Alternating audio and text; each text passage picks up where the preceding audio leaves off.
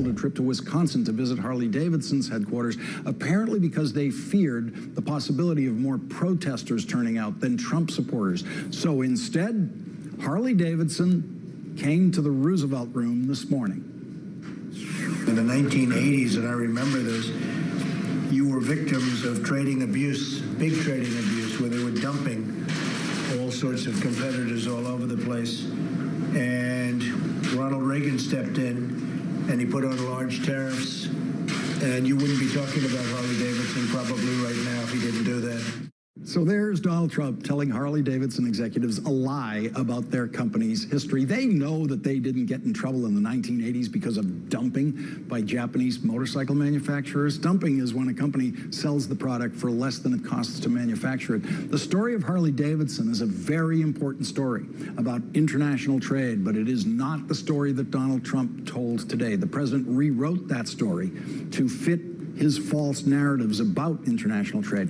Here is the truth of what happened to Harley Davidson. Beginning at the beginning, William Harley and Arthur Davidson were childhood friends who worked for a couple of years to design and build a motor bicycle at the home of a friend of theirs in Milwaukee. Their first design couldn't quite make it up hills, but by 1905, they started very limited production of motorcycles. In 1906, they built their first factory. By 1920, Harley Davidson was the largest motorcycle manufacturer in the world. By the 1980s, Harley Davidson was the only motorcycle manufacturer left in the United States. Most of its competition was pouring into the United States from Japan. Honda, Kawasaki, Suzuki. Germany and the United Kingdom were also significant exporters of motorcycles to the United States. Harley Davidson's sales were suffering not because the foreign competition was cheating, but because Harley Davidson's machines were not as good as the imported machines. Harley Davidson was making the worst motorcycle in the world. I preferred English motorcycles myself in those days. My first was this BSA. That was when I was in college. My second was a Norton. And then I totaled that beautiful Norton in a high-speed accident and stayed away from motorcycles for a few years.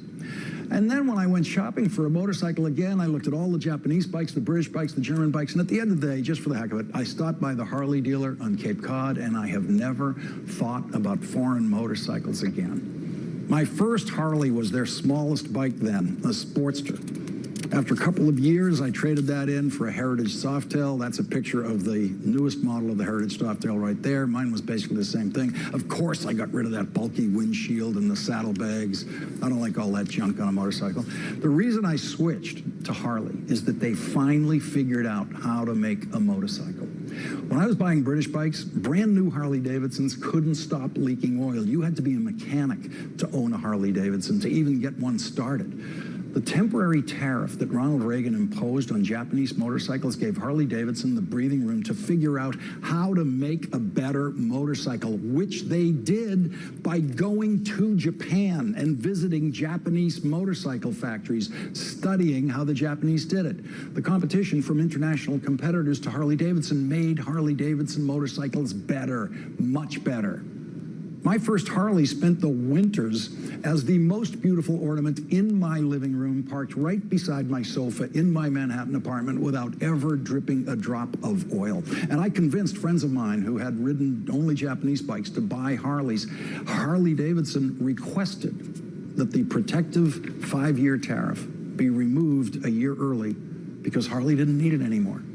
After the tariff was removed, Harley's CEO actually said, for years we tried to figure out why the Japanese were beating us so badly. First we thought it was their culture, then we thought it was automation, then we thought it was dumping. Finally we realized the problem was us, not them. They had been making a terrible product and they had been doing it in an inefficient way. So in addition to designing and building a better motorcycle, Harley Davidson also cut jobs, laid off workers, streamlined the assembly line. So Harley Davidson doesn't fit the simplistic story Donald Trump wants to tell you about international trade.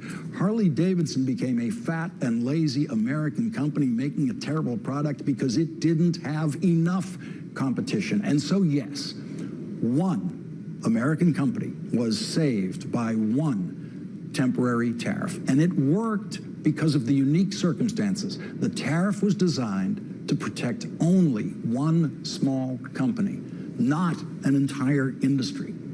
That same strategy would never work for an entire industry like the American automobile industry, which has also been helped enormously by foreign competition. American cars are better tonight thanks to foreign competition forcing them to be better. The true story of Harley Davidson is not the story that Donald Trump wants you to hear.